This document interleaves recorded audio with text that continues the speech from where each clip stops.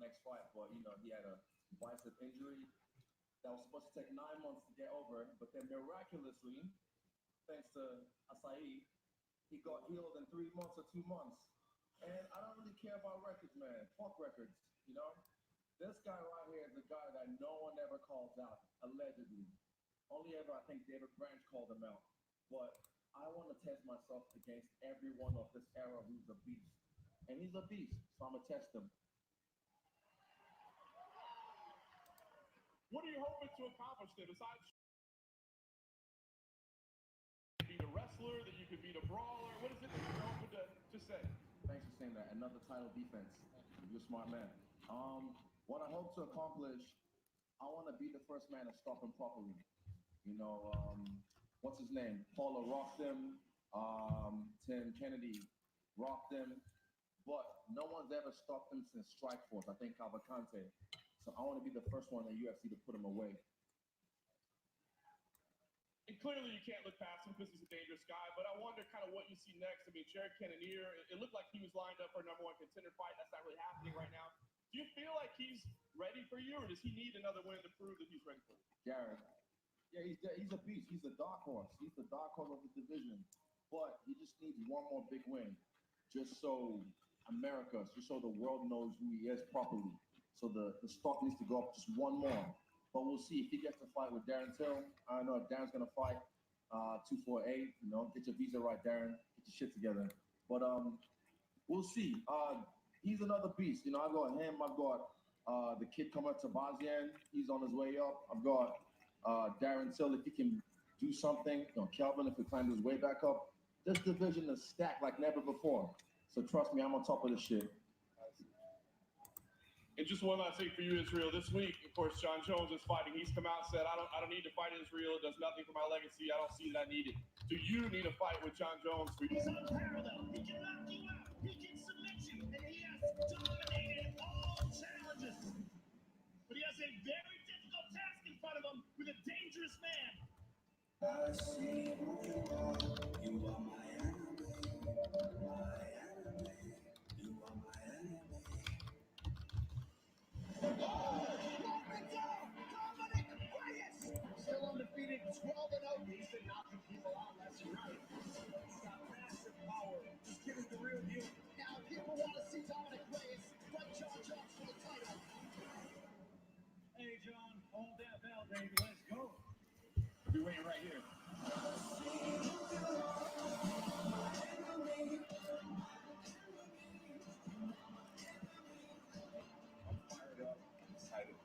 She's undefeated. I cannot wait to put my hands on it. I'm ready to destroy. I'm Dominic Reyes. I'm completely different than anybody he's ever faced. It's time for a new champion. I'm the one, I promise you.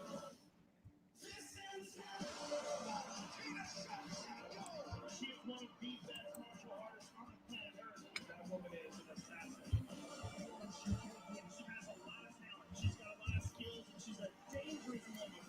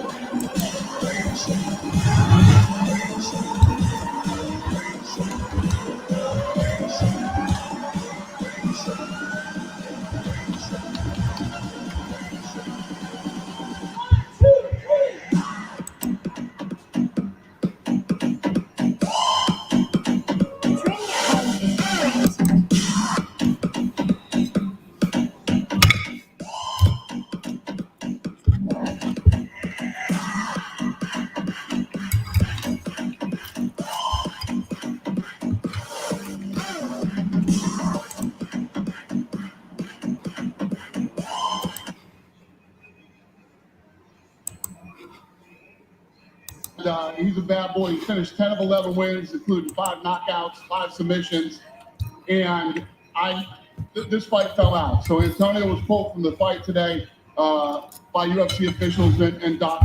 Let's not risk this. Amazingly, the stud. This guy's a stud. He was here cornering. James Krause is stepping in and going to take the fight.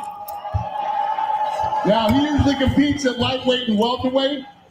Now this kid's won, like 6 fights in a row, finished 22 of 27, including 14 submissions, 8 knockouts, 16 first-round finishes, and he's stepping up to take this fight. He's actually literally going to weigh in today at the ceremonial weigh-ins, all right?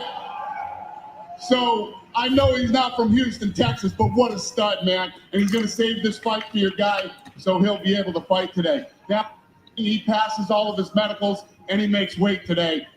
But ladies and gentlemen, James Krause, give him a hand when he comes out here to weigh in today. Next question. Israel, right here. You spoke with Jorge Masvidal at UFC 244 in New York, and he told a story of you approached him at club and said, I know you and Yoel are friends, but I have to fight you for my legacy. So I'm wondering how much you remember about that night and how long you've been watching Yoel, even before you were the champ. I was never, this is martial arts, right? And art is subjective. So for me, it's not, I don't care how good you are, it's about the artistry. So Yoel has never really been a preference of mine to watch, but you have to respect the skill, his explosiveness and whatnot, everything that he brings.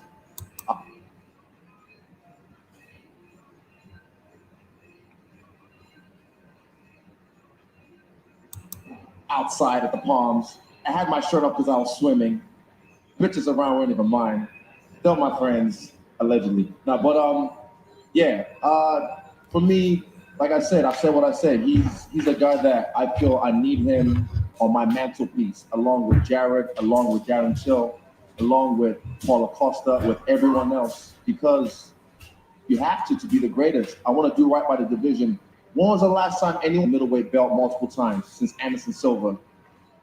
Exactly. That's the GOAT right there. I'm the baby GOAT coming up. But it's on the way. Don't worry. In soon. One for Yoel. Israel speaks a lot of legacy and wanted to fight you. So I'm curious, what does this fight do for your legacy?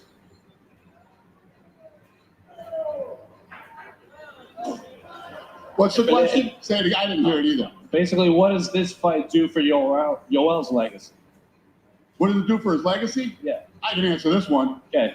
He's fighting the champion. Sure. He would win the title, and he would be the world champion, and he would finally win a title and have the title. And you gotta understand, he's had how many shots? He's had how many chances to try and be a champion in the UFC? 3 or 4. That's true. This is his last shot. This is his last chance.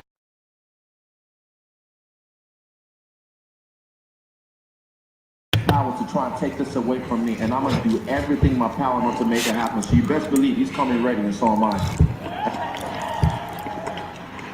That leads to my question, Israel. So what makes you the man to put that nail in Yoel's coffin and end it once and for all? For me personally, I don't stand there and get hit. You know, he keeps saying, "I'll see you soon, boy," but you can't see me, man. Give some insight to this, the Israel Adesanya brand right now. You come out here, you got the whole city of Houston hands like you Derek Lewis. How's it feel to be on that level and you just been in the UFC for 2 years? I ain't Derek Lewis. That's a different character. He's from H-Town. He's right here. He's representing. But look at this pop you get. Almost like as if he just walked up. I'm black, you know. I'm with the culture. I just had some barbecue down at the Come and Eat It spot. You know, I'm a little lethargic right now. I got the itis. I'm enjoying the culture out here. This is my last question.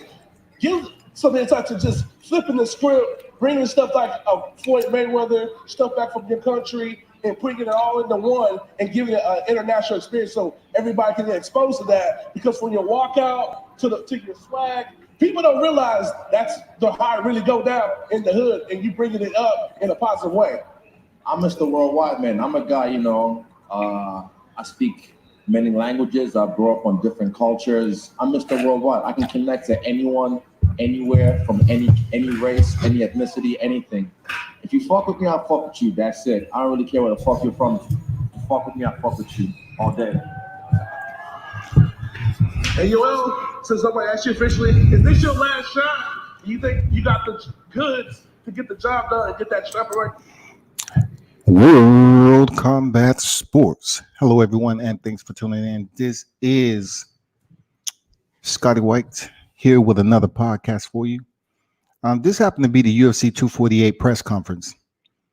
It's not exactly the fight that's going on this weekend, but it's a preamble to the big middleweight showdown between Israel Adesanya and Yoel Romero.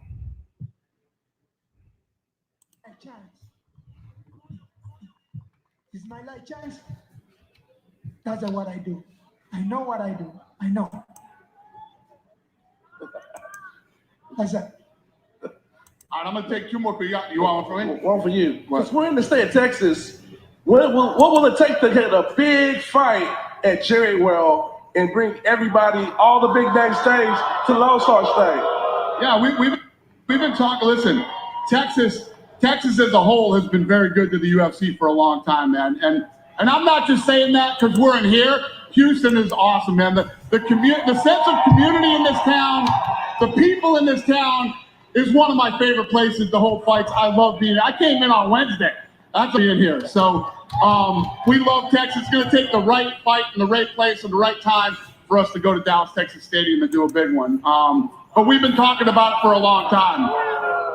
Come on, you can fly over to friggin' Dallas. Give me a break. It's not that far. All right, I'll take 2 more questions. What's up, buddy? How's it going, Dana? So, Israel, before your last fight, you said you went and I guess hung out at a bus station and walked around and really took in not being recognized, having some autonomy. Did that end up being a good move? Are you being recognized everywhere you go now? A little bit. Hey, what's up, people? What's up? For me, yes, a little. Yes and no. I walk around bare feet, so I look homeless. If no one ever recognizes me, that's my camouflage in plain sight.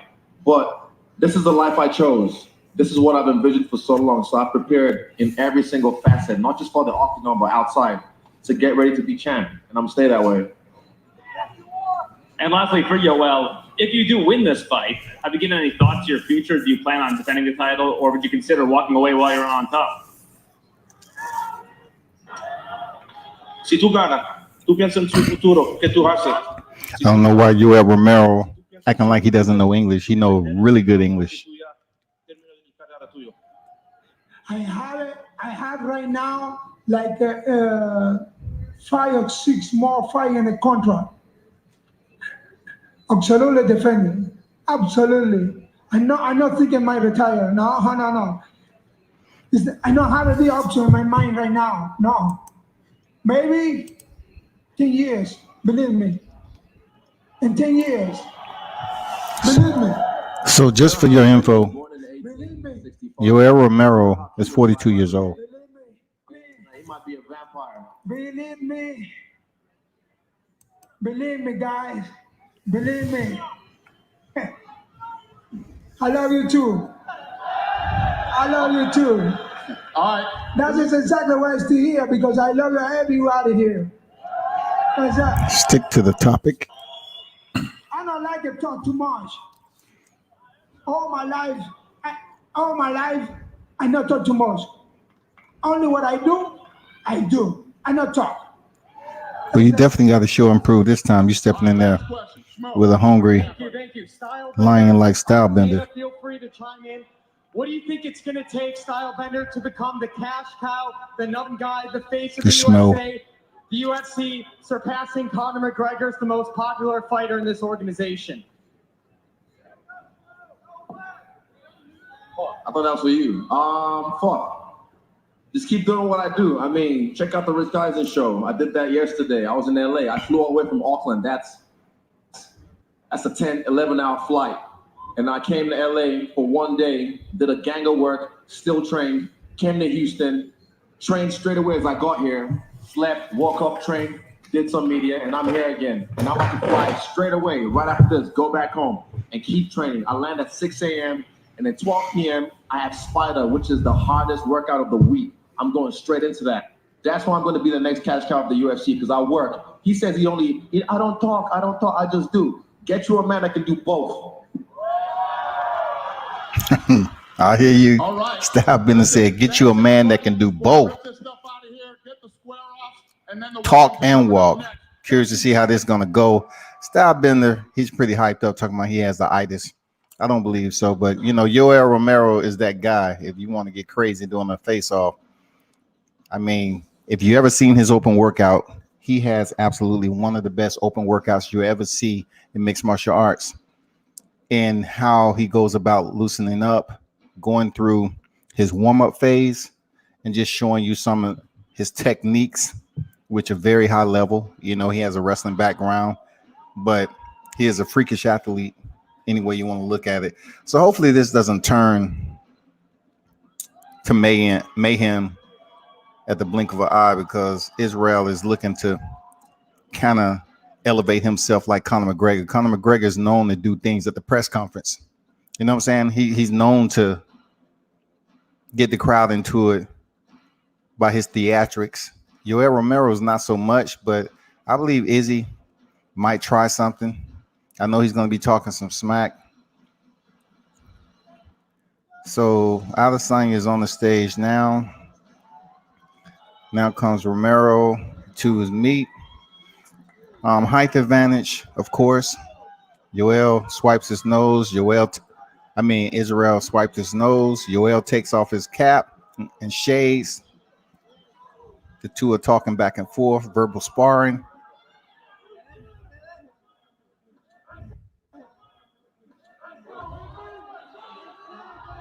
Neither fighter has did anything sporadic. Adesanya just blew a kiss at Romero. Now he has the heart symbol as if he's fragmented. He's breaking it in half. Adesanya grabs his middleweight belt. And Romero's just smiling, looking over there, putting his shades away. Now Adesanya is dancing. Now Romero is dancing. Oh, man. Romero just hits a backflip into a split. I told you, Romero is crazy, man. Crazy athletic.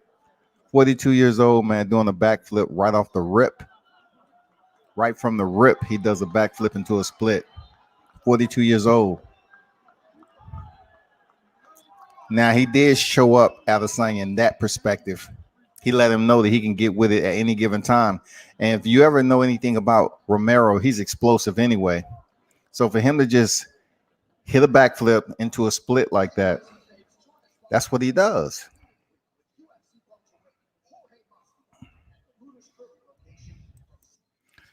So I'm gonna pause that for a second. Those of you that's tuned in, of course, it's an action-packed fight week, y'all. We have boxing and we have mixed martial arts. If you want to balance out who's going to be more important, it's all about which hardcore fans are out there for boxing and which are out there for the UFC. In my opinion, the UFC card, the main event, co-main event, is a little bit bigger, I believe, in what people will watch, because Jon Jones has that charisma. He has the talent, lethal striker, never been defeated in the cage. So, of course, you know, we have an up-and-comer, 12-0, Dominic Reyes. He's looking to shut down Jon Jones and put an end to the hype, you know, put an end to the GOAT series and everything that goes along with that. Now, let me give you a little breakdown of Yoel Romero and Israel Adesanya. You know, Israel Adesanya has a lengthy backstory or background to his kickboxing lineage. You know, he was a champion in kickboxing, very respected. I think he only lost, he didn't lose too many kickboxing records. I did remember it at one point in time, but it's only so many that he lost. I know it's under 10 from my understanding. And he decided to come over here to the UFC. And I'm gonna be honest, when he stepped over to the UFC and he was in there with the likes of Brad Tavares, Velateri, you know, I was saying to myself, I don't think Israel Adesanya is going to maintain his undefeated streak, because he just didn't look that impressive to me. Like, he had that wide stance, somewhat like Stephen Wonderboy, Darren Till. But the one thing he does have is a bit more intentions to go in for the kill. Like Stephen Wonderboy and Darren Till, all they did was wait and posture and feint on the other to strike. Israel Adesanya doesn't have a problem with taking the lead to the dance. That's what he does. So, you know, I've been on record as saying that I thought he was going to lose before he actually get a championship fight. And I was absolutely off the mark with that. He ended up getting a championship bout after coming off a very tough win of Kevin Gastelum. And I was saying, I said, well, Kevin Gastelum, of all people, tested Israel Adesanya. And I just don't see him going in there defeating Robert Whittaker, who has some of the best hands in the UFC. And all around, I felt that he was going to be able to enter the cage and retain his middleweight title. But that wasn't the case. And I want to break this down in a way so people understand why I felt that Robert Whittaker lost his title to Israel Adesanya. He had a lot of personal issues going on. I'm not saying Adesanya would have not beaten him, but I'm going to stick to my energy and understanding that Israel Adesanya should have had much of a tougher outing with Robert Whittaker, who is much more skilled than Adesanya. If you haven't heard, Robert Whittaker had to donate bone marrow plasma to his daughter.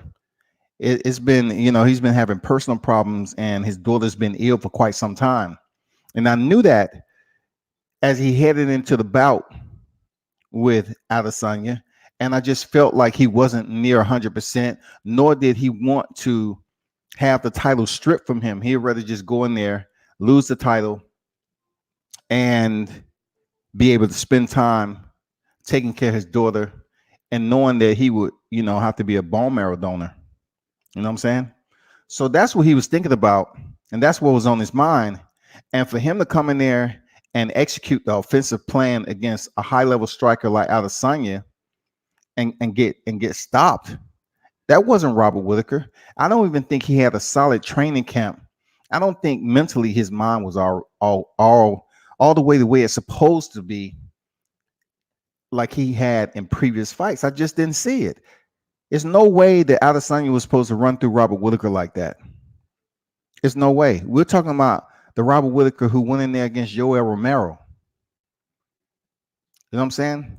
I mean, this is a legitimate striker. This is a legitimate striker, man.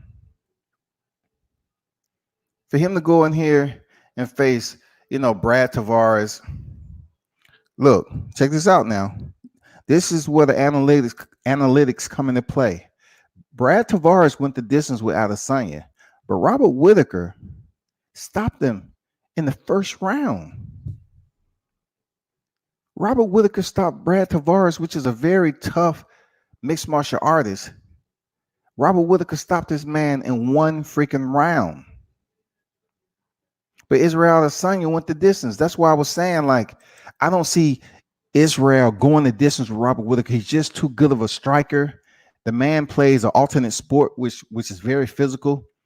And, I was just looking at the stat, and I was like, no, I don't think so.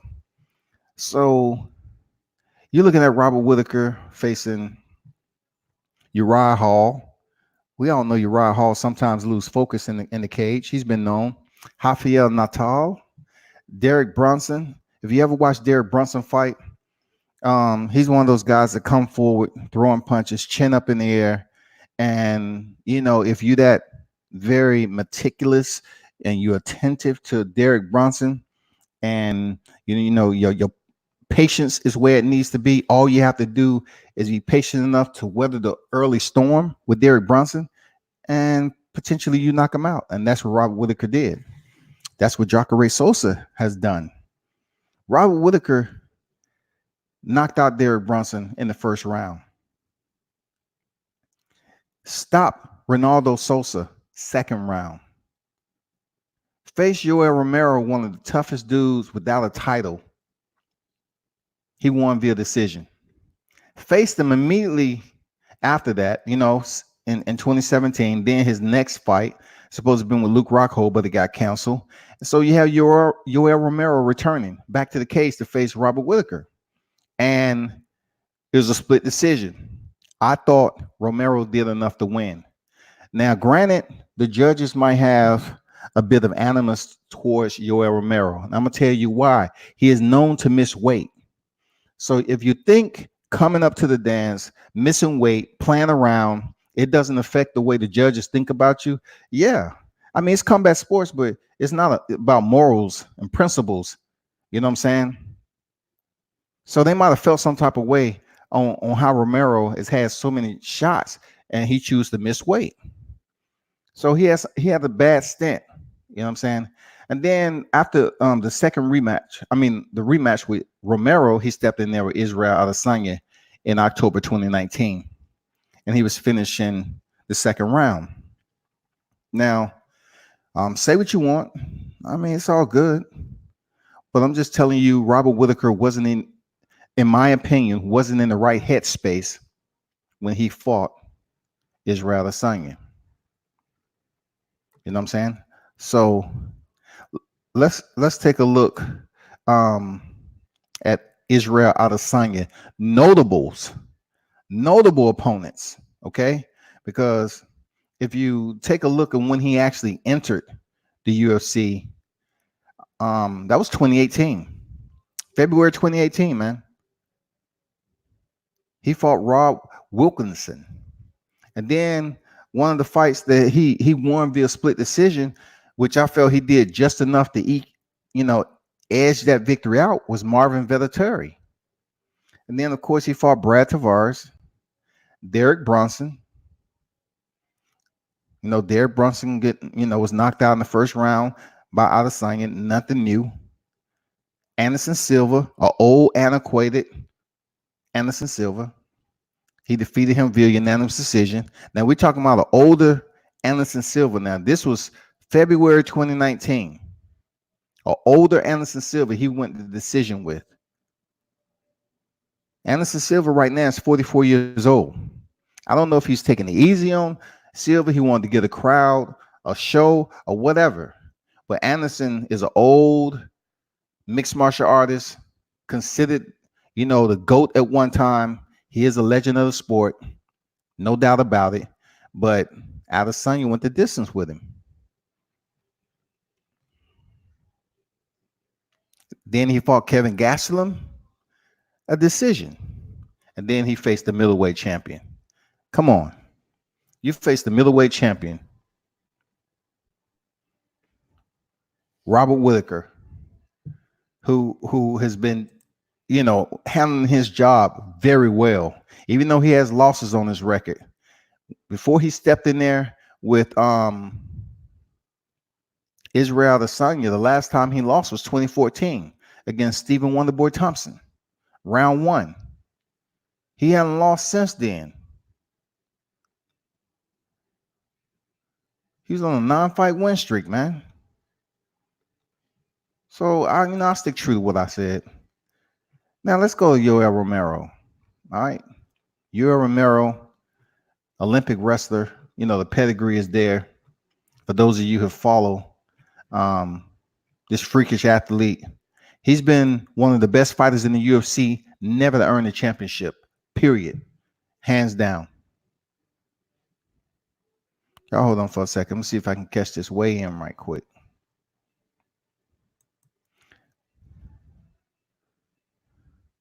The inaugural weigh-in for UFC 247. I'm going to kind of see what I can drop in and eavesdrop a little bit. I'm not going to screen share it, because UFC is very, very touchy about showing their content. But let's go to the son of God, Yoel Romero, the soldier of God, rather. The son of God is Andre Ward. So we go to Yoel Romero. He pretty much came into the UFC in 2013.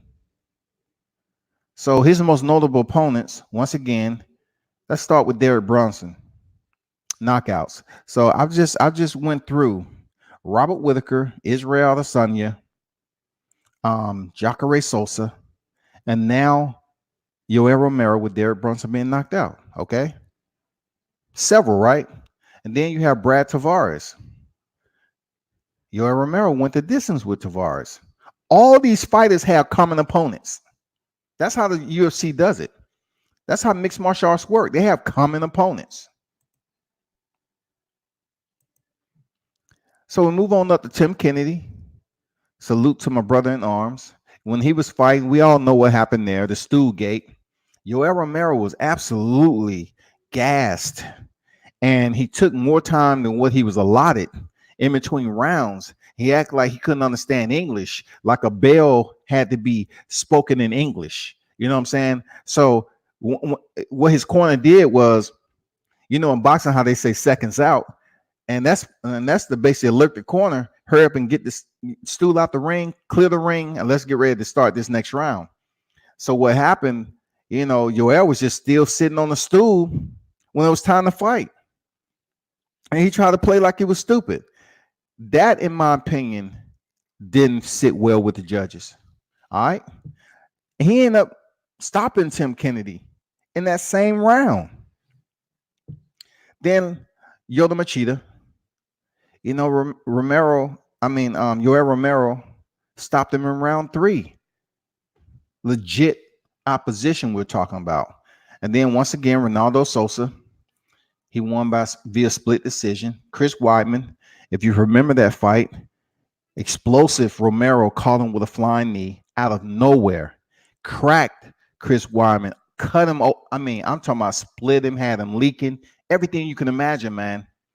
And that was really like the downfall of Chris Weidman. That was one of the biggest fights of his career. You know what I'm saying? He's stepping in there with Yoel Romero, and he's trying to prove to the MMA fans his wrestling is better. You know what I'm saying? Shout out to Matt Serra and all them guys, man. Good guys. That was back in 2016. Then he stepped in with Robert Whittaker, as you all know, lost. If you remember the Luke Rockhold, he won via punches round 3. But for those hardcore fans that actually follow mixed martial arts, totally understand that Luke Rockhold has a paper cup for a chin, with confetti in it. So him really stopping Luke Rockhold, that goes without saying. That's not difficult.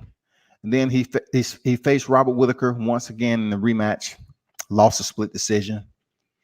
Went to grappling. Like I said before, these mixed martial artists, they do change over to grappling tournaments. Let me see who's up. Let's switch over to the weigh-in. Okay, so Andre Ewell, a fighter that many of you may not know, but that's what's supposed to happen. You're supposed to transition the new guard and keep these younger fighters at growing up through the ranks and keep proving themselves.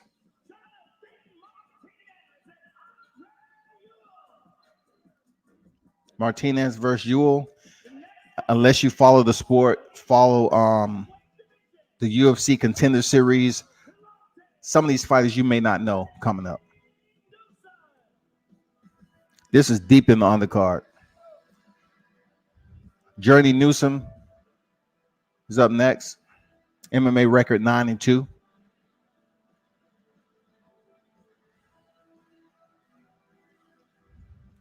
This is just the ceremonial weigh-ins. You know what I'm saying? They already weighed in early today, which I like. 135, that means he's contending in the bantamweight division. The current champion is, of course, the gold medal Olympian Henry Cejudo.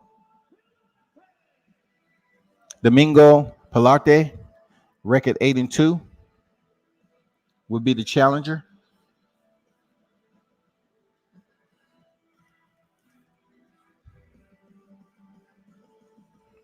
Joe Rogan is the man on the mic, the voice behind the mic, rather. 135.5.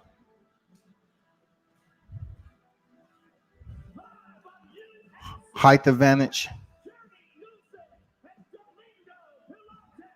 Pilarte has a height advantage, but that doesn't matter if you have a pretty solid striker who knows how to close the distance, like Newsom. Another bantamweight bout. Now, if you kind of question yourself, like why they have so many bantamweights on this card, they're trying to build up those lower divisions, man. They're trying to build up enough to bring excitement back there, being that Henry Cejudo will be the sole champion there. Henry Cejudo was the champ, of course. He's a flyweight champ and the bantamweight champ.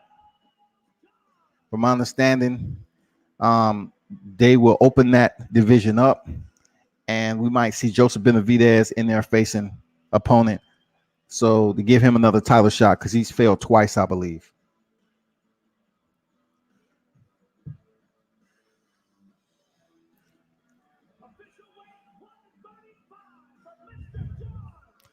Both fighters are on weight. Miles Jon, USA. He goes up there and put his fist in his opponent's face. If Dana White wouldn't have stopped it, he probably would have put his fist on his opponent's chin. So that's what I like about mixed martial arts weigh-in. They really get physical at sometimes.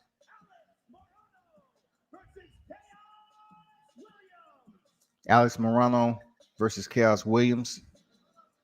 Chaos, K-H-A-O-S Williams. Of course, he's a brother. You know how we be destroying names. His mom must have seen him fight in the womb and said, you know what, I'm naming him Chaos because you take after your dad. Who named their kid Chaos? K-H-A-O-S. 169 on the scales, 169.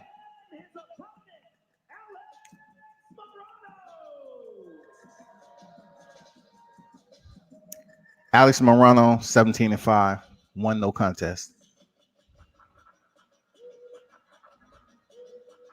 Official weight 171 from Mr. Morano. 171.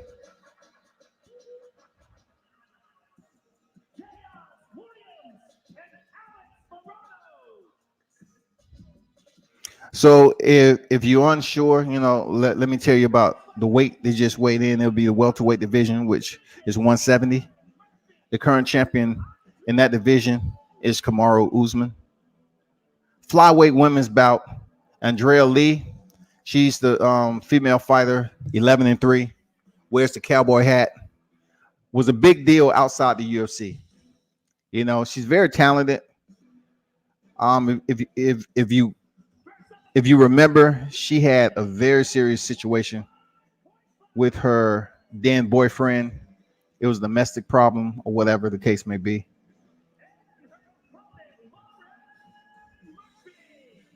Lauren Murphy.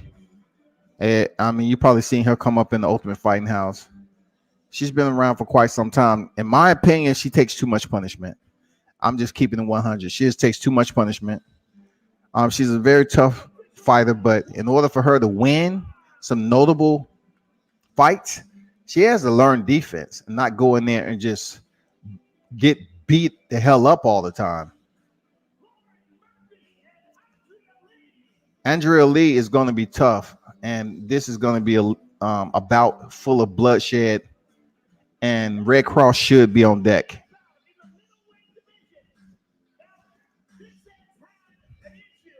Giles versus Cross. Cross is a last-minute replacement for Giles.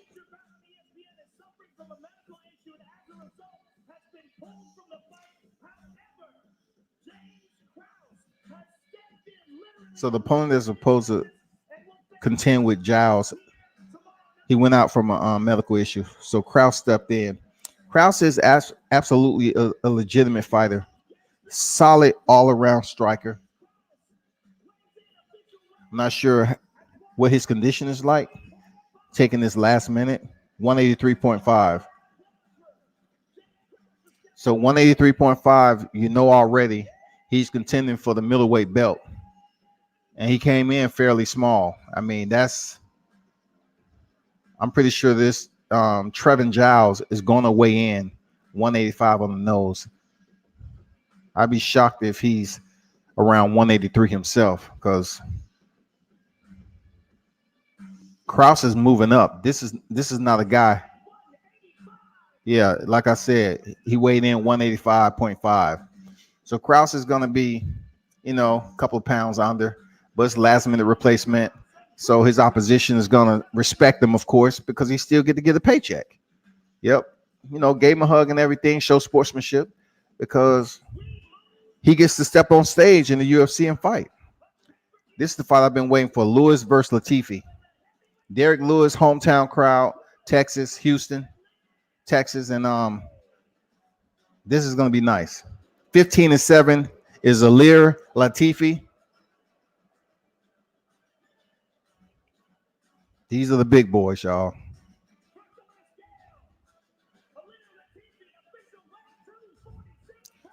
$246.5.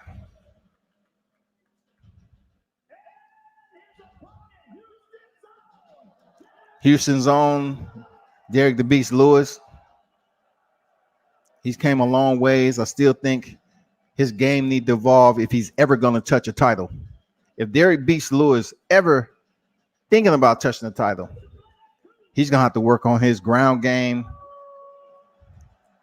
But he's one of the most powerful punchers in the UFC. Oh, they going at it. Derek Lewis stepped right to Latifi and let him know, hey, I'm about to walk through you if I'm going to try. Latifi didn't back down. Them two big boys, two heavy hitters right there. Latifi like, no, not today, son. Not today. You ain't walking through me in front on this camera, on the stage.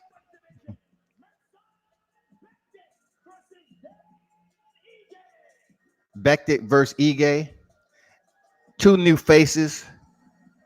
You know what I'm saying? Like I'm saying, they're trying to build up these lower divisions, man.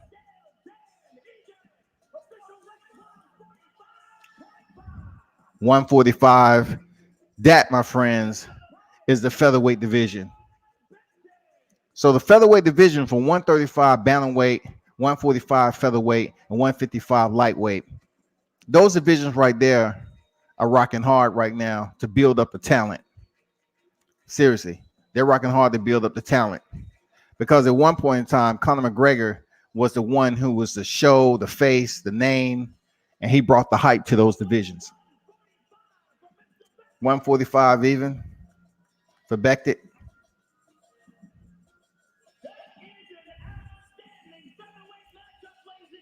Let's not do the forehead, okay? I mean, they're literally inches away. I thought they was going to do the forehead once, you know, one of the foreheads touch. Usually it's a shoving match. But they kept it light. Adams versus Taffa. Adams versus Taffa. You know, when once again, we're dealing with the big boys. And both of them are trying to establish their name in the ranks so people can tune into them.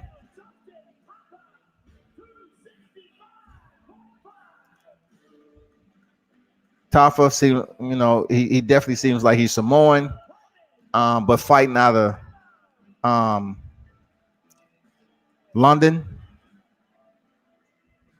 And Juan Adams, USA, of course, 5-2. You know, I have a little backstory with Juan Adams, but I'll leave it for another day.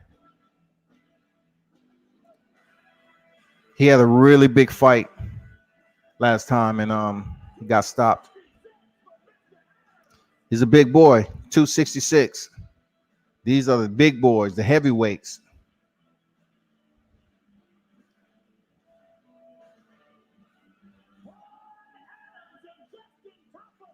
Taffa reminds me of Mark Hunt.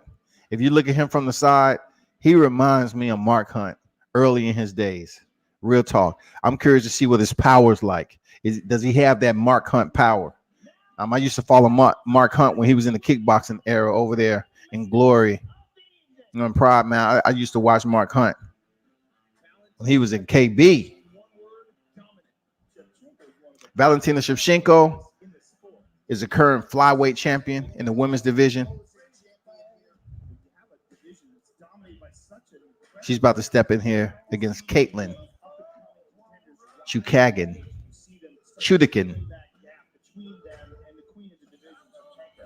Valentina's obviously a really good fighter. I mean, she's where she is for a reason, but she just hasn't fought anyone like me, and that's the biggest thing. Valentina Shevchenko is more than just a good fighter. Valentina Shevchenko was a Muay Thai champion before entering the UFC. Her and Joanna Jędrzejczyk has a history together. She defeated Joanna, I guess, the 3 times that they fought. I may be off with that number, but yeah, she's legit, man. She had her run-ins with Amanda Nunes twice in the bantamweight division, lost. No one else in the UFC.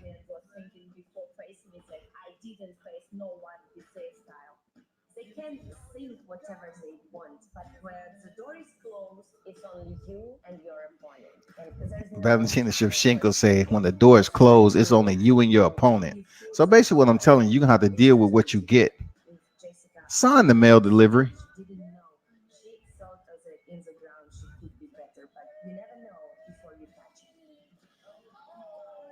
We saw with Valentina Shevchenko on the highlight reel knockout with Jessica Eva I. Her fast twitch and her timing is amazing, impeccable.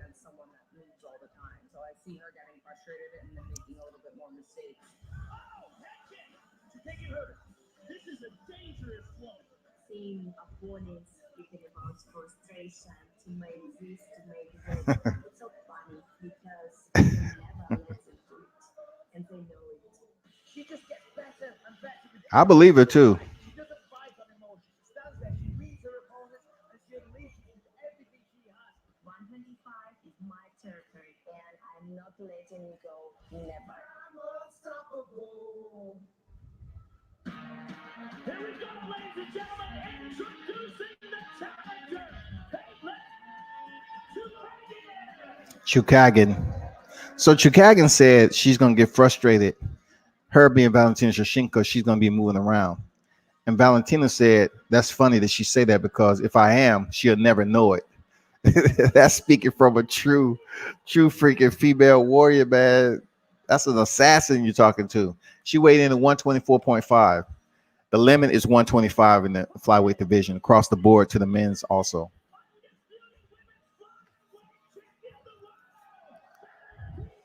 Flyweight champion of the world, Valentina Shevchenko, 18-3 in her mixed martial arts ledger. Always in shape. This is going to be a good fight. And I'm really thinking 5 rounds, 5 minutes each. Possibly she can knock out Chukagian. I really believe it. You never see Valentina Shevchenko frame up with both feet forward. She always frame up like she's about to step in the cage. Oh, that's a nice stare down right there. Valentina is just up close and personal. No makeup on or nothing. Massive fight for you, the biggest of your career, an amazing opportunity. Give us your thoughts on Valentina as a champion and what's going to go down tomorrow night. I think Valentina's a great champion. I know a lot of you guys don't. Chukagian can fight though. Chukagian can fight though, but plenty of her opposition has stepped up and said the same thing about Shevchenko. She's a beast. Valentina Shevchenko's a beast. Amazing opportunity for you to fight a very high quality fighter and defend your title. Give us your thoughts on Caitlin and what tomorrow means to you. First of all, hello Texas, hello Houston.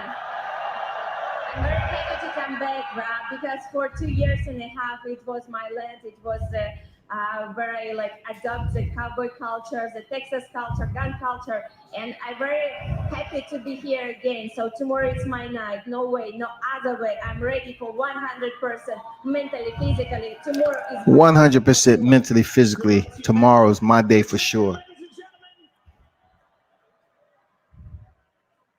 Now here's the fight, the main event everybody's been waiting for. Jon Jones, 25-0 versus Dominic Reyes, 12-0. I mean, I say 25-0 because he never really got beat anyway, but he is 25-1. But Matt Hamill was damn near close to death by 1,000 elbows before John landed the 12-6 strike that the referee ended up DQing him, you know? You go out and you literally take it. You pay for BS, man. Jon Jones should be undefeated right now, just like Khabib Nurmagomedov. I have a lot to fight for. My family, my legacy. When I was younger, I was fighting to try to prove that I could be here. And now the job is to try to achieve records that are going to be really hard to beat. Push. Where people my age know they'll never beat it. Guys who are 10 years younger than me, they know their chances of beating it's probably slim to none. That is the greatest light heavyweight ever. He can knock you out. He can submit you. He closes the show on the best fighters on the So one thing to note in his loss to Matt Hamill, who's no longer in the UFC because he was real shaky at the way he referee fights, and that's Steve Mazzagatti. Steve Mazzagatti was the one who stopped the fight, and he has been frowned upon from letting fights go too long, making bad decisions. I mean, he's no longer working in the UFC.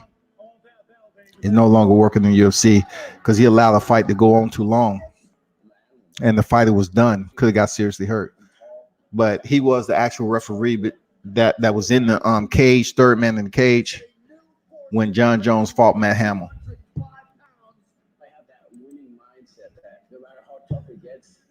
This should be pretty interesting. And they have common opponents. Over in St. Preux.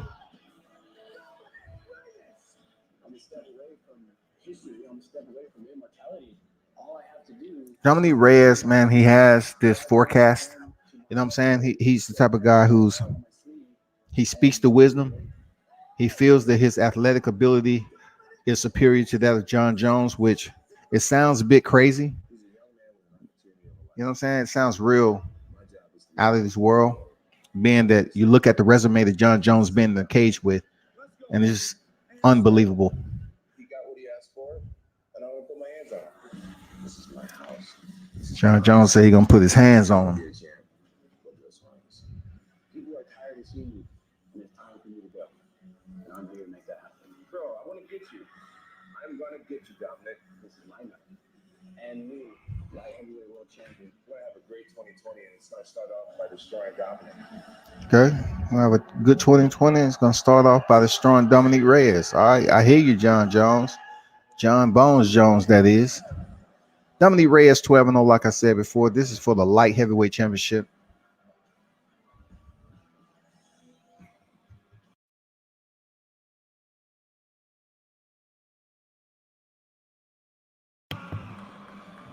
$205 for Dominic Reyes.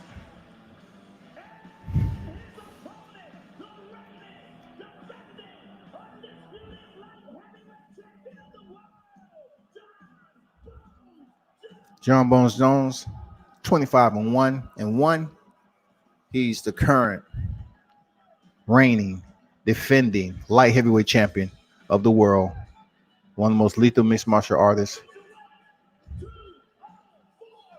So he steps on the stage with his clothes on, and he's going to go right at Dominic Reyes. Dana White had to stop him. He tried to walk toward Dominic Reyes, and Dana White pushed him back. So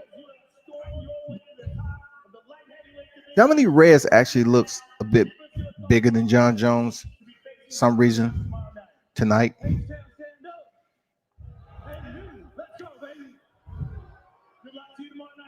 That doesn't mean anything, you know. He looks bigger, but Jon Jones made him look like, Jon Jones physically may be in better condition than Reyes. We've seen you go from being the young guy challenging for the title to be recognized as the greatest light heavyweight of all time. What does defense This is a master performer, Everything. Shout out to my Lord and Savior. a masterful mixed martial artist. Every fight means everything. Good luck to you tomorrow night, sir. Can't wait to watch. Jon Jones, ladies and gentlemen. Jon Jones is trying so hard to earn the fans back from screwing up so much in his past. He's trying so hard to come off as being this guy who's been delivered. You know what I'm saying? Okay, that's all we have with that. Hold on for a second.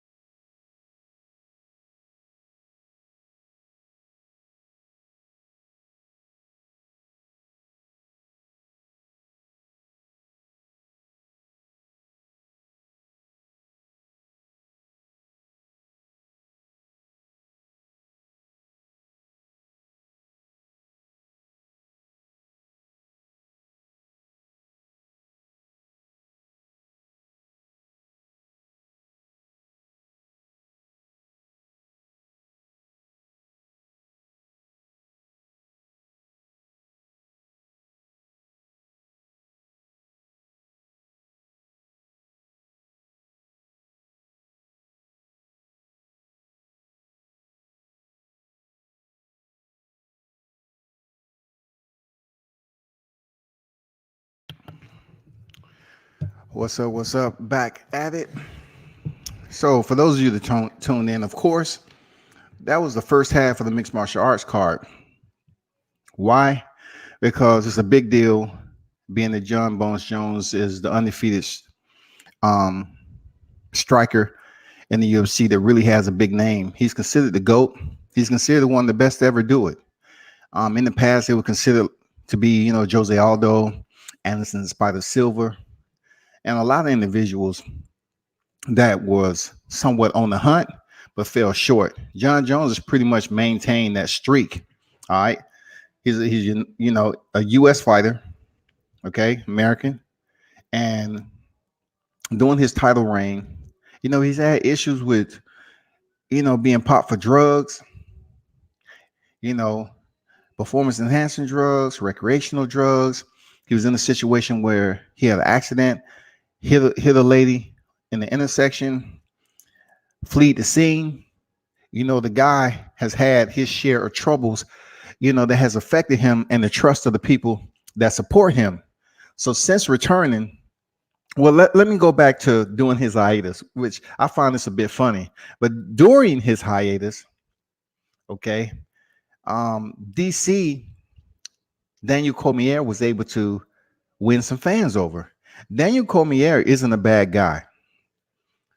He just isn't the type of guy that's able to win the crowd over as the villain, a true bona fide villain.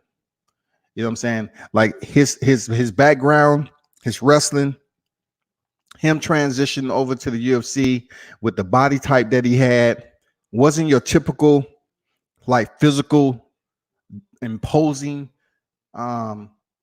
mixed martial artist. Always presented that like soft, pudgy, breadbasket type look. And a lot of people, really didn't give him that respect. But due to the weight division he was in, it ran the course for him and Jon Jones to eventually meet and cross paths. The first time, Jon Jones defeated him, it was like such a big grudge match. And this was a true, genuine disdain for one another.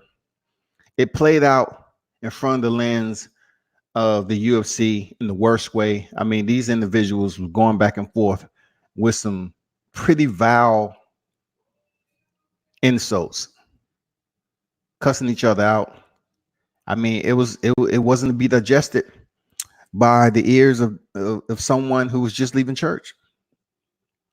Then he was able to get the rematch. Jon Jones ended it with a left high kick. It was pretty cool to see how he set that up, throwing low kicks, and getting Daniel Cormier, I call him DC, comfortable and complacent with experiencing those low kicks, mid-level kicks. And then the one at the opportune time, man, knowing when to strike, DC prepared and braced himself on the right side for a mid-level kick. And Jon Jones went over the top of it and clipped him in the head. He stumbled to the cage. He was hurt. Jon Jones walked over. I mean, he was just like stalking DC.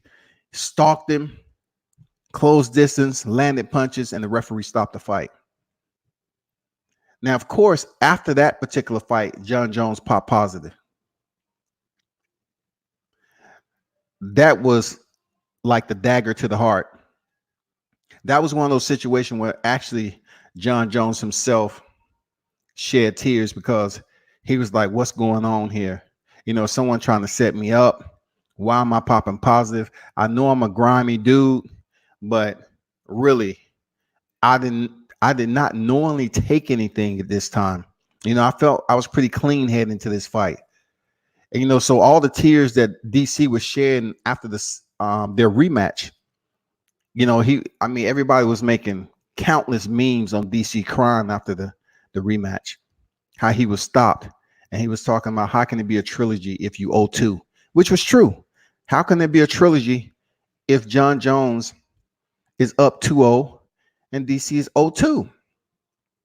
So once he found out the news, he was able to regain some of that dignity back, that he had in front of the crowd. Jon Jones, he was calling him dirty. There's nothing Jon Jones can do, but he did anyway. Jon Jones maintained his square. He went back at DC in social media. So of course, when Jon Jones had to go before the commission, he had to do some strenuous litigation. He had to convince the findings, convince the commission to allow him to fight again. And of course, Dana White was going to push it because that's the cash cow. Conor McGregor was over there fighting Floyd Mayweather. He came back, lost to Khabib Nurmagomedov. They needed that star in Jon Jones because when it comes to Jon Bones Jones, even Conor McGregor can't match up to Jon Jones. No way, no how. I wish they was in, closer neighbors in divisions so they can fight one another, but there's no way that can happen. And even if they did, Conor McGregor would have such a tough time with the reach and height advantage that Jon Jones has. It'll be something serious. Jon Jones will probably finish Conor McGregor in 1 or 2 rounds. But anyway, when Jon Jones was out, DC rose to a new level of fame. And of course, Dana White, man, being the mastermind he is, he was always pushing for Jon Jones to come back to the cage because people love to see Jon Jones. So while DC was reigning, word was after commission approved Jon Jones' return and they fined him and everything else, the fans that was DC fans left him and went over to Jon Jones. You know what I'm saying? Like, man, he's back again. They did it in the rematch. All right, they did it in the rematch. When he came back off suspension, freaking defeated DC. People that was cheering for DC initially went to Jon Jones. And then when Jon Jones messed up, it came down to a point where people was just facing it that maybe something's going on with the supplements. Maybe it's not Jon Jones. You know what I'm saying? Maybe it isn't him. So this time he came back, Dana White was like, either DC defend your title against Jon Jones or vacate it. And at the time, Daniel Cormier was champ, man. He was light heavyweight champ and the heavyweight champ. So DC had been saying all along he was planning on retiring in 2020 and everything. He vacates the light heavyweight title and moves up to heavyweight. And, of course, we all know he faced Stipe Miocic and knocked him out in the first round. And, he earned that champ label. Arguably so. No ifs, fans, or buts or questions about that. Then went in there a second time. And he lost his heavyweight title. But DC is still ranked in the top 10 pound for pound. And I don't discredit the criteria in that perspective with DC still being in the top 10 with no title. Because the only one to ever defeat DC prior to Stipe Miocic was Jon Jones. Period. Like DC was actually wrecking shop in Strikeforce. He was undefeated as a heavyweight. He came into the UFC undefeated. He was crucial. He just met the alpha in his era and Jon Jones, man, that he couldn't get past. It wasn't saying he was no way, shape, or form like he had lost a step or two. He's a bum. It's just when you look at the fight in the heavyweight division, the division that he was reigning, when he knocked out Stipe, people was like, okay, we know he can do that because he was destroying dudes in the heavyweight division. The only reason he wasn't in the only reason he wasn't contending in the heavyweight division, when he crossed over, was because of his boy Cain Velasquez. You know what I'm saying? Let's talk about true authentic friendship right there. That's the only reason why he was struggling to cut down to light heavyweight. So Cain Velasquez at the time could contend. And, Cain Velasquez ended up earning the championship. You know what I'm saying? But he wouldn't be contending in the same division as Cain Velasquez and fight his good friend. It's no way. It's no way. So once, it was said that Cain Velasquez was undeniable, wasn't going to return to the UFC, and DC felt that, he had a clear path to go in there and try to fight for his second world championship in a different division, he didn't hesitate at the moment. And he went in there and shocked the world because Stipe Miocic defended his belt 3 times. So he's considered one of the best heavyweights ever. But DC out the clinch, cracked him with a right hand. I mean, it was so swift. Stipe dropped immediately, and DC was on top, raining down punches, and the referee stopped it.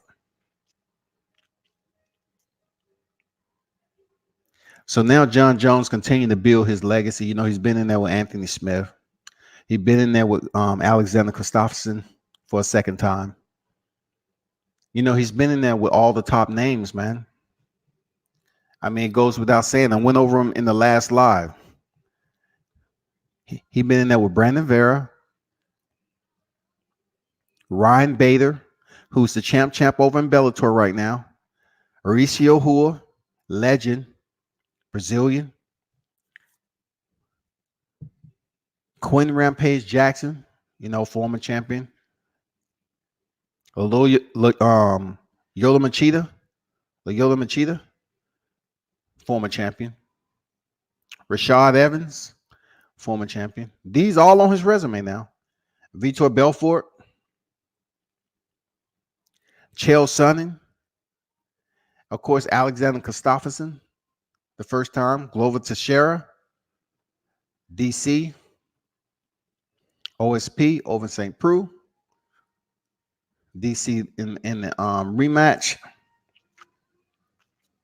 which they ruled a no contest because Jon Jones popped. And then you'll see a huge gap. July 2017, he came back over a year later in 2018. And his first opponent from that suspension was Alexander Gustafsson in the rematch. And he ended up stopping him in round 3. We're talking about that was the toughest fight Jon Jones has ever had in his freaking career with Alexander Gustafsson. Kind of matched up real nice, just like Dominique Reyes, height for height, reach for reach. And he stopped him in round 3. A previous opponent he went 5 rounds with. Anthony Smith, of course. Thiago Santos, he won a split decision. That was a very, very entertaining, technical fight, competitive from start to finish. Showed the striking ability on the feet. Really at no point in time during the fight, man, and went to the ground. And now he faces Dominique Reyes, who is 12-0, who puts his O on the line against really a fighter who has an O to his ledger also, and that's Jon Bones Jones. And they will get it on tomorrow. Both of the fighters make weight. That's no problem. They made and balanced the scales at the 205 limit. And, it's going to be 5-minute rounds, man. 5 minutes round for the UFC Light Heavyweight Championship. Y'all tell me, what's your prediction? What's your prediction from the co-main event? Valentina Shevchenko, Caitlin Chudikin, and the main event, Jon Bones Jones against Dominique Reyes. Who's your pick? And while you do that, we're going to move on to boxing.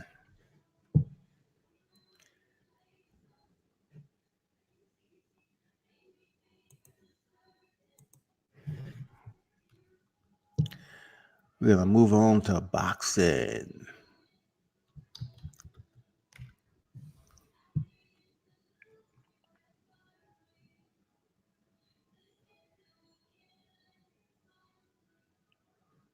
I don't know why it has to be about trust, Ellis. Ellis said Dominique Reyes will win when you present, trust me to myself, what does trust me mean?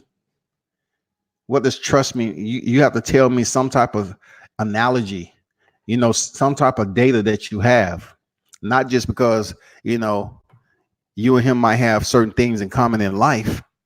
And, you want to see Jon Jones lose. When you say, trust me, how do you break that criteria down? Now, I know what it means, man. Real talk. I know what it means.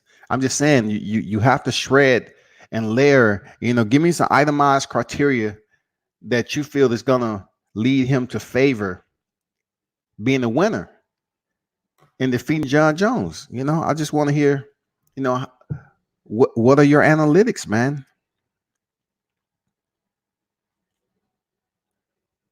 Give me the prescription that is needed for Dominic Reyes to go in here and defeat one of the best fighters in the UFC history, one of the best light heavyweights ever in the sport. What does Dominic Reyes has that will prevail and gain that momentum against Jon Bones Jones that we haven't seen? What danger does Dominic Reyes presents to such a multifaceted striker as Jon Jones? It can't be his football career.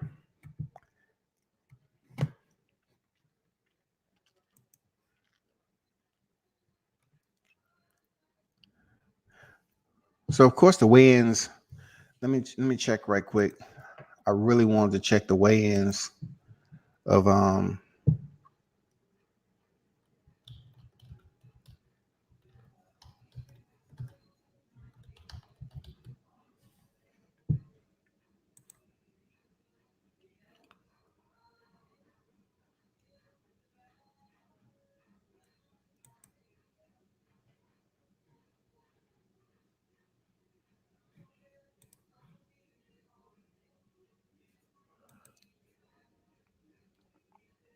World, let's bring our challenger up.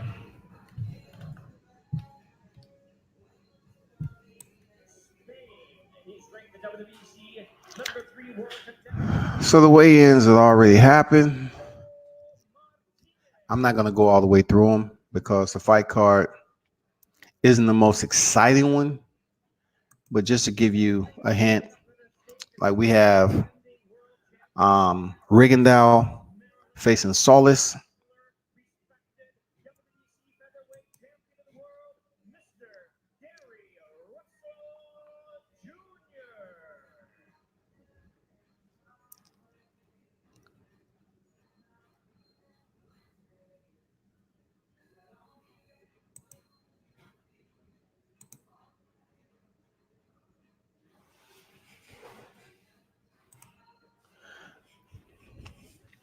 So the weigh-ins are coming soon, Showtime.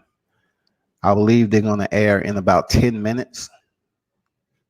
I thought they had already happened, but being that they're on a different time zone, yeah, it's going to happen around 10 minutes from now. Ellis said Dominic has very fast hands, will crack Jon Jones, wouldn't know what hit him, and he gets beat down. I mean, okay. I mean, that's your analysis. Dominic has fast hands, and he'll be able to connect on Jon Jones, and he gets beat down. The second half of that is a bit comedic, to be honest. I have to kind of laugh at that a little bit because we haven't seen Jon Jones get beat down by anybody. You know what I'm saying? And Dominic Reyes doesn't come off as the type of guy who's just landed a straight left hand on fighters who have been knocked out before. OSP, Chris Weidman, all those fighters that you see Dominic Reyes laying out has been laid down before. So you have to understand how that works, man. That's how I come on here and speak to the fight fans and let them know I'm not just gauging off popularity. I'm just letting you know off the previous opponents that either fighter has been in there with. It don't matter if Dominic Reyes is on a 3-fight knockout streak. I have to weigh heavy on who has he fought And has that fighter been stopped recently? Those are all variables to coming in here talking about the fight game. Because just because fighters going knocking out individuals, who has he knocked out? Just like Conor McGregor going in there stopping Cowboy Cerrone. That isn't the first time that Cowboy has been stopped. That's not the first time we've seen shoulder strikes. Jon Jones has been doing the same shoulder strikes as Conor McGregor long before Conor McGregor thought of it. But people believing that it's somewhat like a bionic shoulder thrust. You know what I'm saying? A shoulder thrust that Conor McGregor has invented, and he was able to execute it on one of the winningest mixed martial arts in the building. You know what I'm saying? In the sport today, Cowboy Cerrone. But I get what you're saying, man. Respect it. I respect what you're saying. You know, Dominique has very fast hands with crack Jon Jones. I do believe, you know, that if Dominique Reyes isn't optimistic, he can close the distance enough to land on Jon Jones. It's been done. Yola Machida did it. Thiago Santos did it. DC did it. It's plenty of people have landed shot. Alexander Gustafsson. Plenty of people have landed on Jon Jones. But dropping him with 4-ounce gloves, that is what we're trying to figure out. Dropping him to the point where Dominique Reyes can either continue the assault or have the ref stand it back up and force a stoppage. That's where the dilemma comes in. Does Dominique Reyes has enough to go in there and stop Jon Jones? Jones all the way. Reyes is in over his head. Jones has beaten the who's who of MMA. Reyes is not. I absolutely check the box on that in agreement. Concur that Jon Jones' resume supersedes that of Dominique Reyes by leaps and bounds, man. I can't tell you how much. Like, Jon Jones is a much more valuable fighter in this case. Period. Period.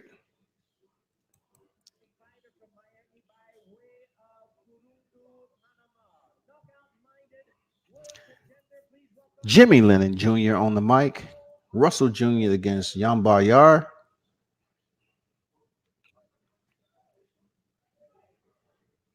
I see some of the fighters that I've actually seen on deck before. Combat sports, man, it's a tough game. I'm kind of transitioning to the weigh-ins right now, Gary Russell. You have any comments? I'm going to read them off while the undercard of Russell Jr. and Jan Bayar is getting underway. They're scaling up right now.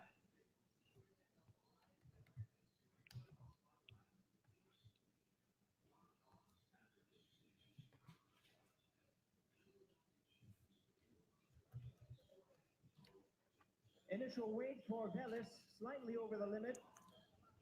Half pound over the limit, he'll have just about. Bellis is 0.5 over the limit. So he's going to have like an hour to make that limit. You know what I'm saying? Now, ladies and gentlemen, his opponent 15-1 with 13 big wins coming by way of knockout. 15-1, 13 wins. Dynamic contender introducing Jaimito Arboleda. Jaime Olito Arboleda. Looks in great shape. Look like you're ready. And his opponent has to go think about losing weight now. Then there's the wrestling of Jones.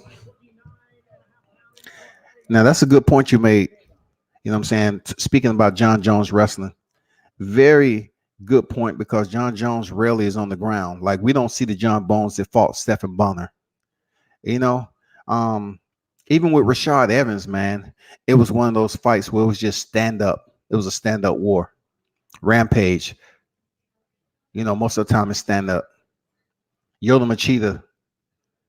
You know, so his ground game is to be respected. Period. But you don't see him go to the ground that much. You know, talking about the wrestling background, Greco wrestling background of DC, he was able to take DC down. Ellis said Johnny Walker will beat Jon Jones. Ellis, man, you about to get put on timeout talking like that, man. Come on now. Be a realist if you're gonna drop comments. Just don't come in here, just dropping some trolling on the sneak tip. You know what I'm saying? Keep it 100 authentic. I understand it's funny games, but Johnny Walker, who stopped him recently? Who stopped Johnny Walker? Corey Anderson. You're not talking to a freaking Walmart freaking media guy here when it comes to combat sports. Johnny Walker was a big hype until Corey Anderson went in there and stopped him like he was just out the YMCA. Now we're talking about a guy who injured his shoulder trying to do a post-fight celebration. Come on, man. Stop that. Stop that. You're going to have people on here thinking I entertain freaking carnivals. And I take this serious, man.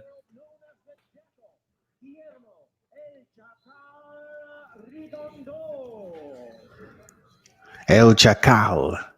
Rigondeaux. Rigondeaux's on deck, man. Rigondeaux saying basically he's about to go on another run. We're talking about a double gold medalist to get no shine, no recognition for his amateur pedigree. You know what I'm saying?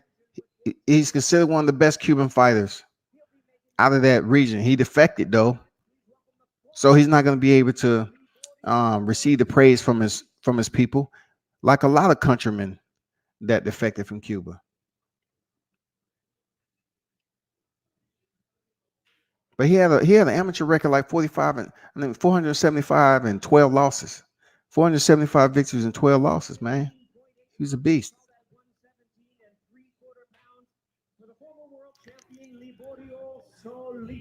So Solis weighed in like 17.3 pounds, I believe. If it's strange to you, yes, Rigondeaux has moved down to the bantamweight division. If that's something that pinches your interest, yes, Rigondeaux is now in the bantamweight division.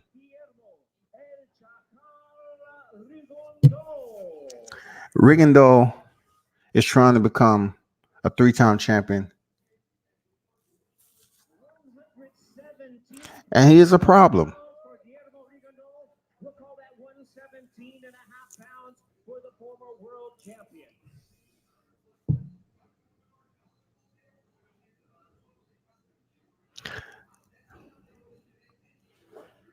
This should be a pretty good fight.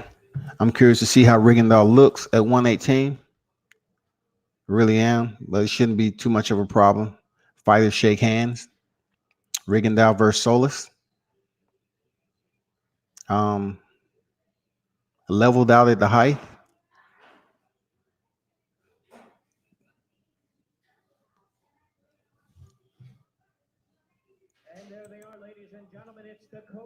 This is for the vacant WBA World Bantamweight title.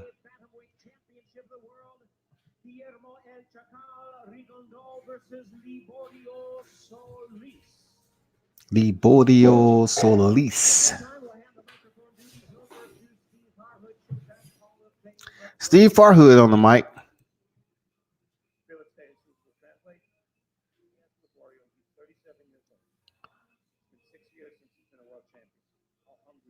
Six years since Solis been a world champion.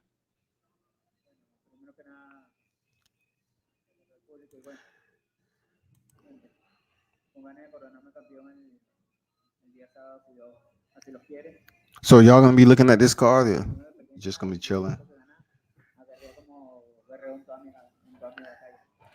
of all, good afternoon, everybody. Thanks for being here. And always the same hunger to win that championship again. It's been a while, so I want it back. With faith in God, I'll get it back tomorrow. You know what kind of fighter Liborio is? He's a pressure fighter. Rigondeaux in the past has always been a master boxer. So Jimmy Lennon Jr. pronounced his name Rigondeaux, and Steve Farhood pronounced his name Rigondeaux. I mean, come on, just say the name enough to for the fans to digest it with the audible and keep it moving. If the announcer, mentioned it one way and then the MC mentioned another, It really not going to matter because we all know who he is. That's all we worried about. Yep, you're both warriors. It's going to be a good fight.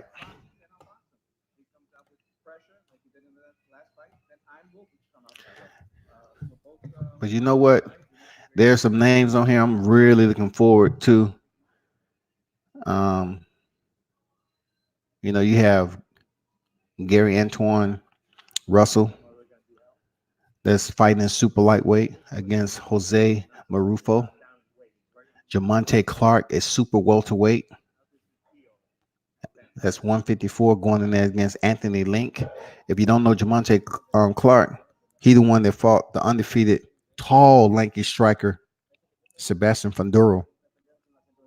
And then the bantamweight, you have Gary Antonio Russell, which is the middle brother of the three active fighters, 27 years old. Antoine is 23 years old. Gary Antonio Russell fights at bantamweight. He's fighting Jesus Martinez.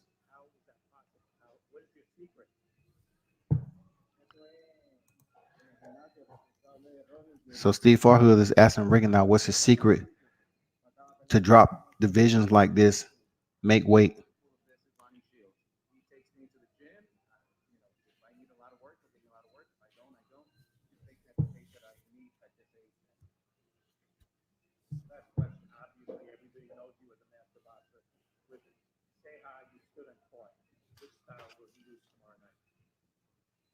Steve Farhood asking Reagan now what style he's going to use tomorrow night, which is pointless question because the fighter is not going to tell their plan, their strategy.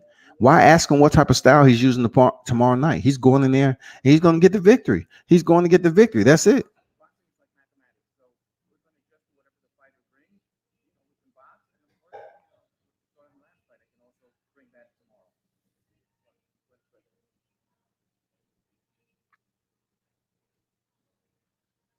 Yeah, but the UFC 247 is going to be hot.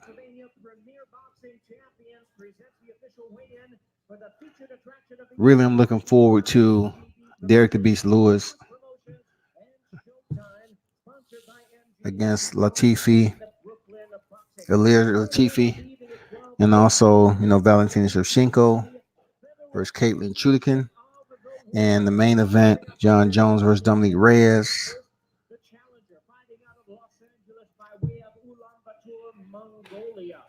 Mongolia. Olympic silver medalist. He is currently the undefeated WBC #1 ranked featherweight contender. Please welcome King Tug Tuksko Nayambayar, former Olympian silver medalist. So it's a big deal, man, for Mongolia. First family on deck, Gary Russell Jr. Second longest WBC reigning champion active today. The one that's in front of him is Deontay Wilder, the current WBC heavyweight champion. 42 victories, 41 knockouts, and 0 defeats. And of course, the one draw.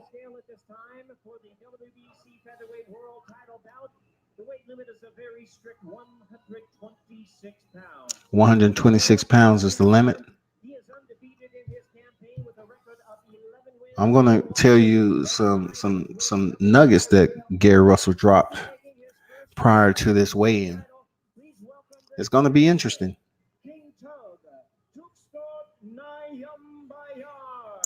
King Tug Nambayar.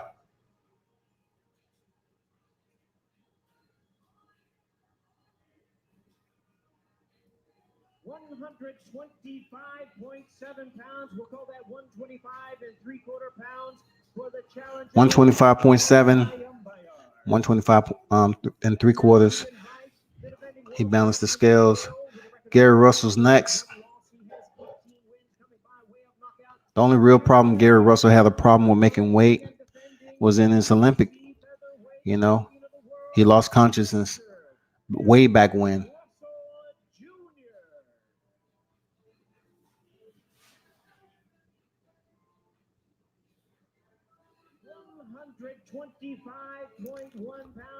£125.1 pound. Gary Russell's on weight. 125.1 pound. We have a fight. We have a main event. And it's going to be a good one, in my opinion. It's going to be a good one. But you have to understand the class in which Gary Russell fights. I'm talking about the class of his skill set. It's just a thesis in itself. Like I mentioned earlier, it's just like a college degree. You know, you have your associates, you know, you have your certificates, your accredited certificates, and then your associates, undergrads, masters, and then you have the doctorate. Gary Russell's freaking technical skills around the doctorate. You know, if you're just gonna talk about his mastery and education of the sport of boxing, this shouldn't be too crazy. I mean, Russell, that's not what he does on the face-off. He's not even looking the guy in the eye.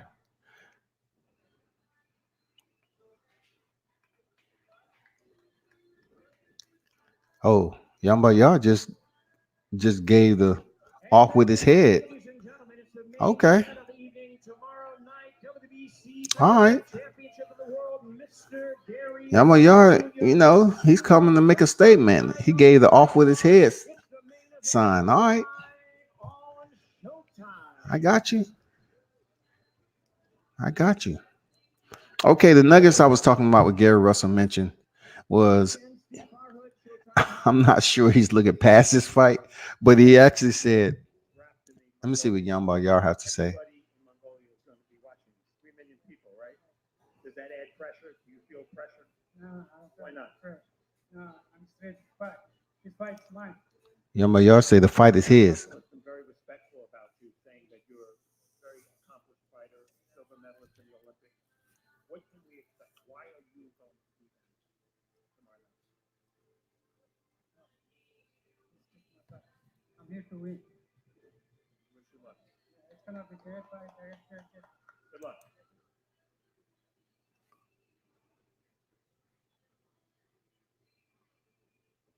Gary Russell Jr., with pleasure. You have been respectful of Tug. And do you feel on paper at least that he might be the toughest opponent, toughest challenger you've had during your reign as WBC champion? My toughest challenge is myself. I never focus on my opponent. You know, my toughest challenge is preparing myself to the best of my ability. I think he's a good fighter. I think he's going to bring his physical best. He has everything to gain and nothing to lose. Gary Russell said he has everything to gain. His opponent has everything to gain, nothing to lose.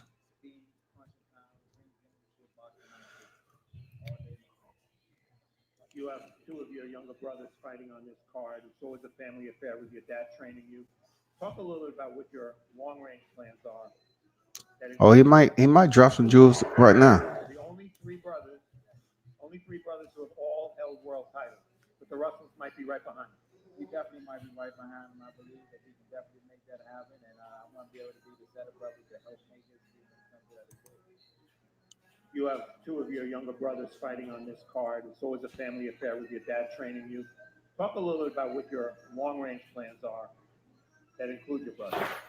The Kameda brothers are the only three brothers who have all held world titles, but the Russells might be right behind. We definitely might be right behind him. I believe that we can definitely make that happen, and I want to be able to be the set of brothers to help make this come to that. You'll be working the corners tomorrow, correct? Oh, yeah. They pay you? They give you a little something? I don't need my brothers to pay me. I do it for free. I do it for free. Yeah, Gary Russell, one thing he does do, I've seen him with my own eyes, he works his brother's corners. That's absolute fact. His brothers fight deep on the undercard, and the last main event he was in, he definitely worked his brother's corners. So the nuggets I was talking about is the fact that Gary Russell said after this fight, there's no one at 130 that's really interesting him, you know, to pique his appetite to stop at 130 if he's to move up. So he said he would have no problem making 135 and go up there and challenge fighters like Gervonta Davis and any other fighters, Vasily Lomachenko again, you know, wherever he want to get it. He did make it a point to feel like that's where he planned on progressing to. That's his projection right now. You know what I'm saying? He sees it. He sees it as, you know, this fight being another win for him, and his next step up will definitely be in a different division. And that's stopping off at 135, which if Gary Russell does climb that ladder and hop off through the window, landing in the lightweight division, it will be exciting than it already is. You have Devin Haney, Gervonta Davis, Vasily Lomachenko. You have Teofimo Lopez, who just defeated Richard Comey. Then, Gary Russell Jr. It's so many people that's in the lightweight division. It's amazing. And there's other contenders that's in the lightweight division, but we're talking about the star power of the lightweight division. Who's going to be the names that stand out of the star power? Really?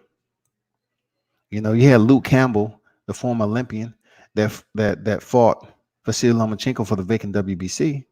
No, he's not a big name.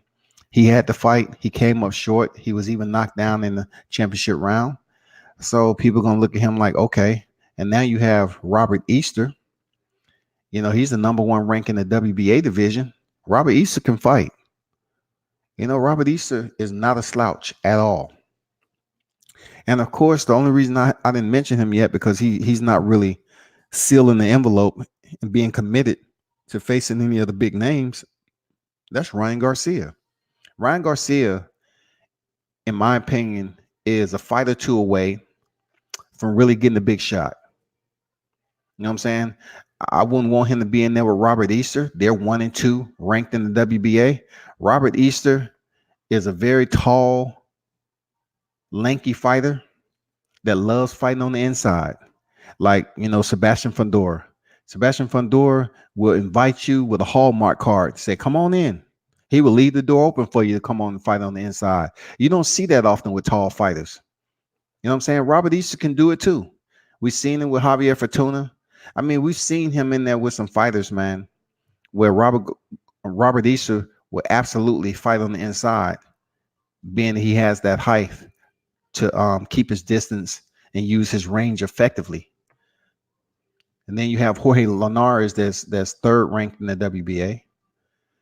And of course, IBF, you have Lee Selby. The IBF is just like, I am legend. Like, you have really one guy walking around that place, Teofimo Lopez, and the rest of them is just hiding out.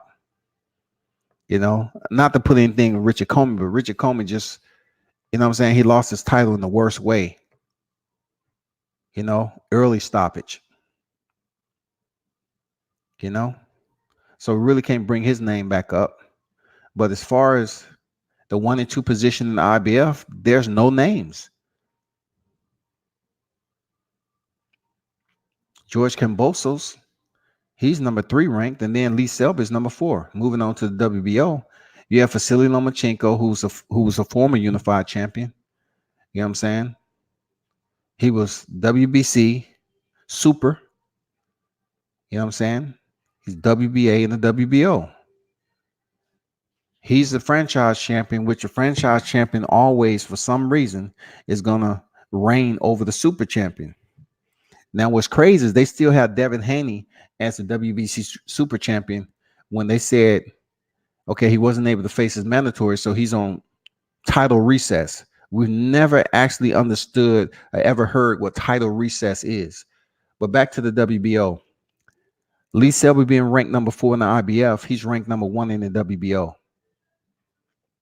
All right. So besides that, you have Ryan Garcia lurking up, the ranks in the WBO. He sits at number 6 in the WBO. And then if you skip over for Ryan Garcia, he's number 2 in the WBA and number 4 in the WBC. So expect Ryan Garcia's name, like I said, to pop in with a pretty solid name over time. I'm not sure it's going to be 2020, but it might be 2021, man. But he's there. So just imagine, Gary Russell Jr., doing what he has to do. Gervonta Davis is already the WBA regular title holder. Vasily Lomachenko is a super. And we're still curious to see who's going to be Vasily Lomachenko's next opponent. After becoming the franchise WBC champion, He still holds the WBA and the WBO. The big fight that a lot of us is really anticipating later on in 2020 is potentially Teofimo Lopez versus Vasily Lomachenko. They absolutely dislike each other. It's not a pretending there. These two don't like each other. More so, Teofimo Lopez has called him a bitch in the media several times, and Vasily Lomachenko has had his choice words about Teofimo. So if these two are able to fight around the April time frame, which we have heard rumor mill that Lopez Lomachenko may fight for the unified titles, one or two things will be epic. Okay. If Vasily Lomachenko is able to defeat Teofimo Lopez, he will have all the belts, because Mauricio Suleiman said basically, if you're the franchise champion, you can't lose your belt. But in other words, you can be undisputed. I really never understood, but hey, changing of the guard, rule changes to accommodate certain fighters. I'm not sure how you can be the undisputed champion with the franchise championship. You have to get the super. But it's been said back and forth that you can't lose the franchise championship, but yet you can be undisputed. Anyway, I'm pretty sure if he defeats Teofimo Lopez, people are going to be calling him the undisputed champion at the lightweight division. Then they would be quick to mirror him up with Terrence Bud Crawford's accolades as being a 3-division champion and former undisputed. Of course, in different divisions. But for Teofimo Lopez, this is his first division of him winning a championship. So therefore, if his itinerary is right, he's planning on moving up to 140 anyway. If Teofimo is indeed able to defeat Vasily Lomachenko, he will collect a slew of belts. Like, this is where it gets a little funny. Teofimo, if he defeats Vasily Lomachenko, will not get the WBC super title. He will pick up the WBA and the WBO. But on the other hand, if Vasily Lomachenko defeats Teofimo, he has all the belts. But instead of Teofimo Lopez winning against Lomachenko, he will not collect the WBC super, because that's still being highlighted next to Devin Haney's name, who's on title recess right now from an injury. What would be nice for Teofimo, the fact that he can say he defeated Vasily Lomachenko. It won't be the same as Salido, but it will be to a point where he's able to unify the lightweight division.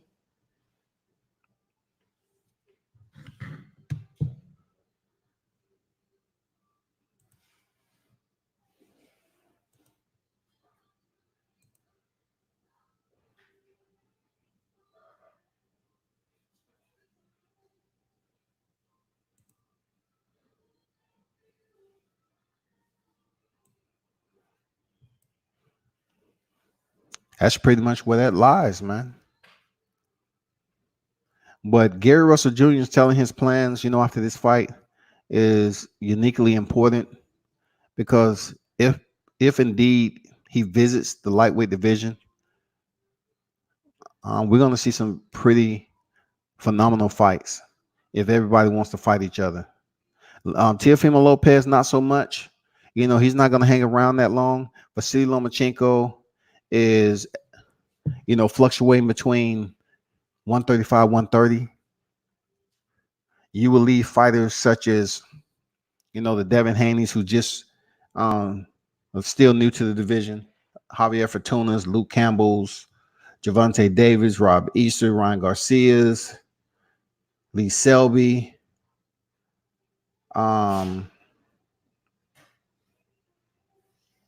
Gary Russell Jr. if he moves up. As far as the big names go, and Richard Comey is still around. Richard Comey is no way, shape, or form, done in his boxing career, but he will be back in the spotlight sooner or later.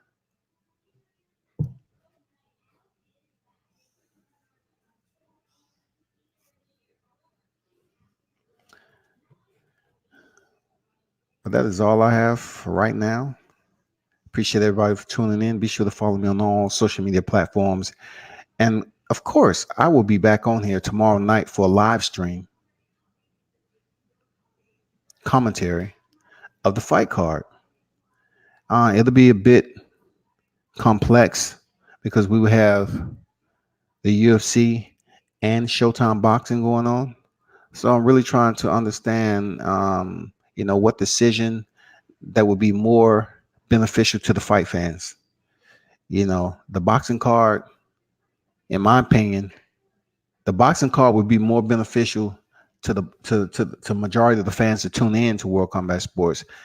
And then you have the UFC. The UFC card is absolutely a action-packed card, but you got to have the mixed martial art fans that really don't tune in. Every now and then you might get the energy from the MMA fans, but not too often that you have a big group of them to stop in and drop some input on the fight. But I appreciate everybody for dropping their input, no doubt. Until next time, be sure to turn up and tune in to World Combat Sports.